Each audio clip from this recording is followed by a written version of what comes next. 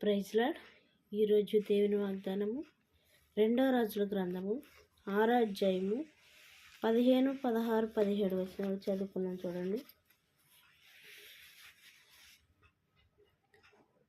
దైవజనుడైన అతని పనివాడు పెందలకాడ లేచి బయటకు వచ్చినప్పుడు గుర్రములను రథములను గల సైన్యము పట్టణము చుట్టుకొని ఉండుట కనబడెను. అంతటా అతని పనివాడు, అయ్యో నా ఏలినవాడా, మనము ఏమి చేయుదమని ఆ దైవజనుతో అనగా, అతడు, భయపడవద్దు, మన పక్షంలో వారు వారికంటే అధికులై ఉన్నారని చెప్పి, యెహోవా వీడి చూచినట్లు దయచేసి వీని కండ్లు తెరవమని ఎలీషా ప్రార్థన చేయగా, యెహోవా ఆ పనివాని కండ్లను తెరిచెను. గనుక వాడు ఎలీషా చుట్టూను పర్వతము అగ్ని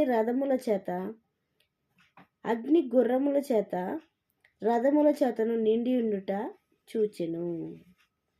ఆ దండు వారు అతనిని సమీపించినప్పుడు ఎలీషా ఈ జనులను అంధత్వముతో మొత్తుమని యెహోవాను వేడుకొనగా, ఆయన ఎలీషా చేసిన ప్రార్థన చొప్పున వారిని అంధత్వములో మొత్తెను. ఇక్కడ కండ్లు తెరువుము అంటే అది కనబడట్లేదా అంటే కనబడుతున్నాయి, కానీ మనోనేత్రం అనేది ఒక మనిషికి, ప్రతి మనిషికి కూడా మనోనేత్రం అనేది ఉంటుందన్నమాట. అంటే ఏది అబద్ధమో ఏది నిజమో తెలుసుకోవడానికి టైం పడుతుంది. ఆ మనోనేత్రం తెరవబడింది అనుకో, అప్పుడు నిజాన్ని తెలుసుకునే వారిగా ఉంటారు. ఆ మనోనేత్రము తెరవబడినంతసేపు కూడా గుడ్డి వాళ్ళలాగా దేవునికి విరోధముగా ప్రవర్తించేవారుగా ఉంటారు. ఏంటంట? దేవునికి విరోధంగా ప్రవర్తించేవారుగా, దేవునికి విరోధంగా నడిచేవారుగా, దేవునికి దూరంగా ఉండేవారుగా ఉంటారు. మనోనేత్రము తెరబడిన తర్వాత పరిశుద్ధుడు, ప్రేమ కలిగిన దేవుడు, ప్రాణం పెట్టగలిగిన దేవుడు, ఈ లోకంలో నన్ను ప్రేమించగలిగిన దేవుడు ఎవ్వరు లేరు, ఎవ్వరు కారు కూడా అనేసి నిజాన్ని తెలుసుకునేవారిగా ఉంటారు.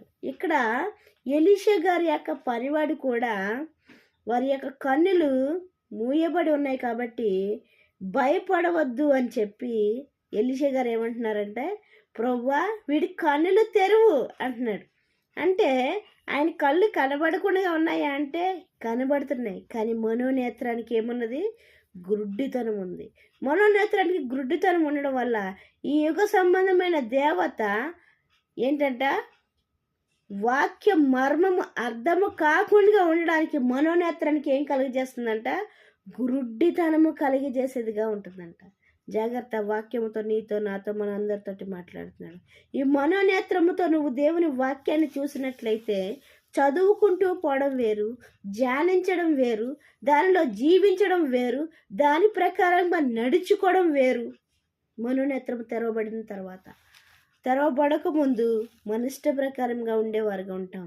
తెరవబడిన తర్వాత దేవునికి ఇష్ట ప్రకారంగా ఉండేవారుగా ఉంటాం.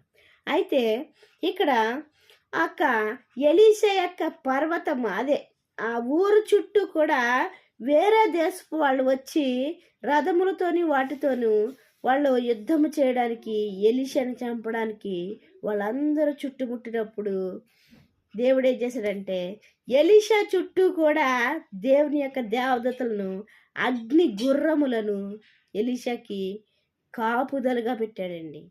అయితే వాటిని చూడలేకపోయాడు. ఎవరంటే ఎలీషా గారి దగ్గర పనిచేసే కుర్రవాడు వాటిని చూడలేకపోయాడు. అయితే ఎలీషా అంటున్నాడు, ప్రభువా వీని కన్నులు తెరువుము అన్నప్పుడు, అని ప్రార్థన చేసినప్పుడు వాని కన్నులు తెరవగా అప్పుడు కనబడుతున్నాయండి వాడికి. ఏంటంట?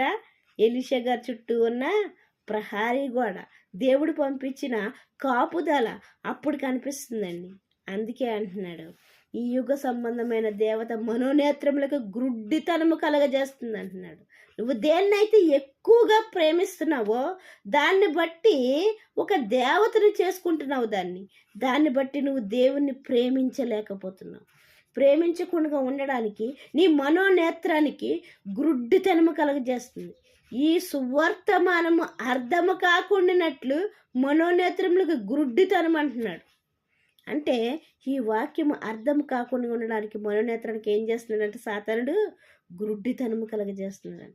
ఆ గురుడ్డితనం పోవాలని నువ్వు దేవుని ఎప్పుడైతే అడుగుతున్నావో అప్పుడు నువ్వు దేవుడు చేసే కార్యాలు చూసేదానిగా ఉంటావు. దేవుని చేసిన కార్యాలు నువ్వు చూడాలంటే, నువ్వు వినాలంటే నువ్వు బైబిల్ని చదవాలి, ప్రార్థించాలి, బైబిల్ ప్రకారంగా నడుచుకోవాలి. బైబిల్ నీతో ఏం చెప్తుందో దాని ప్రకారంగా అది చేసినట్లయితే నువ్వు నేను కూడా ఏంటంటే మన మనోనేత్రములు తెరవబడిన రోజున దేవుడు చేసిన కార్యాలు మనం చూసేవారుగా ఉంటాం.